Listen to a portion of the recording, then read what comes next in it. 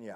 Hey, today we're going to be talking again about the power of your influence, and I want to give you a couple of secrets. I want to begin, lay a foundation. Last week we talked about the ladder and of the levels of influence and leadership. If you recall, let's do a little review. The bottom rung of the ladder is position. This is the person that leads solely because they have the title. They're your boss or manager or even pastor. I know pastors sometimes that lead strictly out of their title or out of their position. Or parent. You know, kids, you have to do what I say because I'm your parent. Well, that may be true, but if this is the only way you lead out of position, perhaps you need to learn a little more about it, because obviously they will follow you only so far as your title will carry you. So that's the first rung. Then we talked about how that you could go to the second rung of the ladder of the level of influence, and that was permission. Permission simply says, you get to know me, I get to know you just a little bit, enough to where I permit you to speak into my life. I permit you to have influence over me. A good manager, a good boss will get out of the office and get from behind his title and walk in the crowd of his employees and learn something about them so that his influence will increase, so they will give him permission. The third level is production. What this simply means is this. It means that you begin to do life together, or on the job, you begin to work together, where the boss actually gets involved with you doing the task. And you are beginning to do it together. See, bosses, you can stay in the office behind your title all you want, but if you want to have greater influence, you need to get them to give you, first of all, some permission, and then go out and produce with them. This is doing life together. This is experiencing things. But you can actually go better. In fact, the fourth rung of the ladder has to do with people development. I love this because this is where the leader actually is trying to make you a better leader. This is leaders helping leaders become better influencers. And this is fantastic.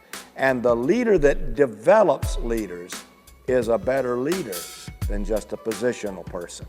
But the ultimate and the top of the line is the character. The fifth rung of the ladder is personhood. Now this is where your character is such that you actually want to listen to that person because of who they are. This has to do with what they are and who they are, and their character is sterling to the point that you would do anything that they would ask you to do. Oh man, to have a boss like that makes going to work a pleasure, for you're willing to follow them and do anything they ask because you've caught the vision, you're a part of them, they're a part of you. And this is where companies go, as Jim Collins says, from good to great because of the personhood of that leader. Oh, hey, today we're going to ask a couple questions, and we'll get to it in just a moment. But I came across this, want to pass this along to you. Just keep calm and have integrity. You're right. That's what we're talking about today. Going to ask you a couple questions. First, what is your IQ? Second, what is your EQ? Now, for sake of time, I'm going to do EQ next week. EQ is your emotional intelligence. These are the secrets of a powerful influence.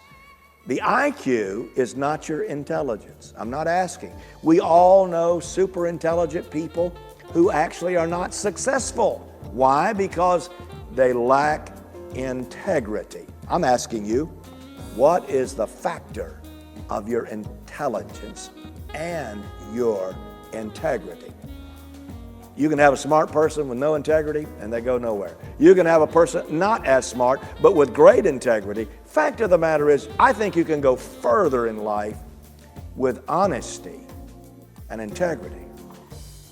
I believe that now more than ever today in our world, there's a greater need for integrity than there ever has been before. Somebody defined integrity this way. Let me share it with you. Integrity is when what you say and what you do line up. Let me say it again now. You got that? When what you say and what you do line up, that's a definition of integrity. Think about it. We all could talk about somebody that didn't even call us back when they said they would, or we could all talk about somebody who did not show. There are plenty of no-shows in the world. I'll be there, I'll do this, I'll do that. People that cannot keep their word lack in integrity. When what you say and what you do not line up, you are lacking in a key foundational ingredient in your life. If you want to be a better leader this year, you want to be a better influence, let's go back and revisit. Let's revisit integrity. In our universities, they have classes on ethics. Isn't that interesting? That ought to be an elementary thing, but they're having to have classes to teach students and college leaders to have honesty, integrity. Says volumes. Hey, let me ask you a question. Have you seen the TV series? It's now in its 6th season. It's called Scandal. It's won the Peabody Award, the best TV show, the best drama, on and on and on. And I'm wondering, the whole issue, it's a political theory, it's a political mini-series that has to do with scandalous things going on. And I'm wondering if the way this thing is going to its 6th series, is it not a mirror of maybe what we're like as a nation? Scandal. With 24-hour news and the World Wide Web, we are inundated daily with scandal. Politics, we just went through about a year's worth of conflict over who's telling the truth and who's lying. We've seen it in the markets, Wall Street, the global markets, the hedge funds. We've seen it in the housing industry, where we got bankers and lawyers and batteries of people that actually they can't keep their word. They're stealing the money, they're taking your hard-earned, and they're absconding it with their massive personal benefits for them, and you lose. We've seen it in the athletic world, sports. Every time we turn around, we have a hero, and next thing you know, the report comes out, they're taking enhancing drugs or something that disqualifies them. What a tragedy. We've even seen it over in the church world, in the faith community. We've seen way too many occasions where we've got individuals who were caught not being who they said they were and doing what they said they were doing. And as a result, we come up with an error and a problem and a scandal, and we have an integrity crisis again. I saw this quote. I wrote it down, and I want to share it with you. Listen to this. Great men and women are not extraordinary people who do extraordinary things. They're simply ordinary people that do ordinary things with integrity. We've already had the debate, and it still goes on, the difference between your private life and your public life. Many people want to say, hey, what I do in private is my business, but what I do in public is somebody else's business. Listen, that's a dividing, because one of the definitions of integrity is an undivided person. It simply means a person who is the same in the closet and outside the closet. A person that's the same in private and in public. In other words, you cannot be something at home and something at work. You are who you are. You have a hypocrisy problem. You have an integrity issue if you are not what you say you are. Now listen, don't know if you've heard this or not, but at UCLA, they did a survey of over 1,700 senior executive leaders in the business world. And they asked them, what is the number one ingredient that you would be looking for business success? And when you're hiring, 71% listed integrity as number one. 71%. So you want to go forward on your job? You want to advance? Check your IQ. Check your IQ. If it's lacking, good news is You can start today, make a better tomorrow. Now let me give you 3 quick things. First of all, they're kind of negative, but they're going to point out the positive. First of all, integrity has nothing to do with your circumstances. Nothing to do with your circumstances. Stop blame shifting. We hear all these people, I would be this successful, I would do this, I would do that. Oh, but I was born on the wrong side of the tracks. That's kind of funny. Which is the wrong side? Because history's replete with people who were born in all kinds of circumstances that excelled and did greater things. Did you know that Benjamin Franklin actually dropped out of school when he was 10 years old?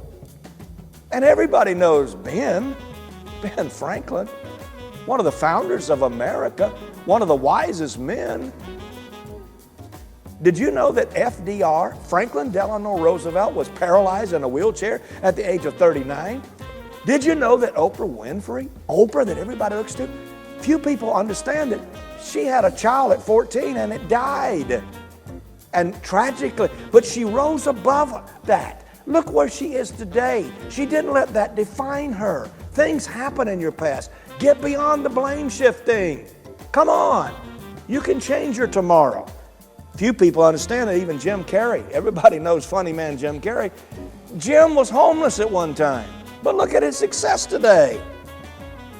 Integrity is not about your circumstances. And second of all, it has nothing to do with your credentials.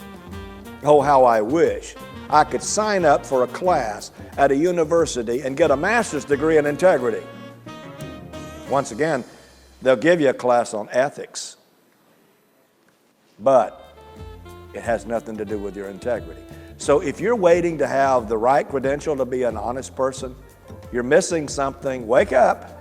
You can do it. It's inside you. What you are at home can be what you are at work. And thirdly, integrity has nothing to do and is not the same as your image or your reputation. Everybody's into image today. We want to appear to be something that we're not. Listen, your image, you can get away with that for a little while, but ultimately,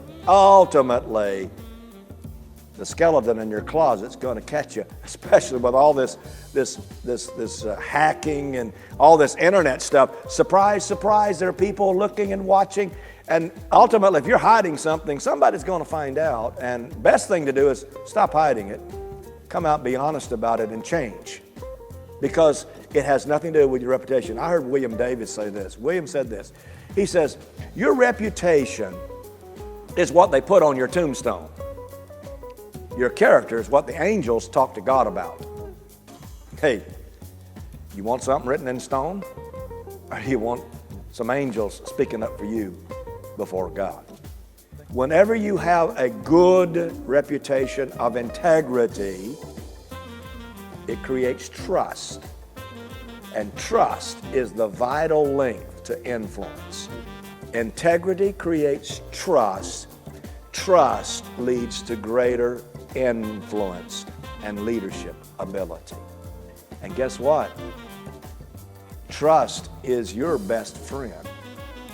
And it's your best friend's friend. It's attractive. What's your IQ? It is never too late to change. Are you still breathing?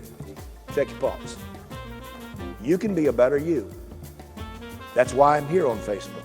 That's why I want you to go to donrailey.com. That's the whole reason why I'm doing what I'm doing. It's simply because I want to make you a better you this year. Quit putting it off. Don't blame shift. Look at yourself. Look in the mirror. When you see yourself, are you seeing integrity?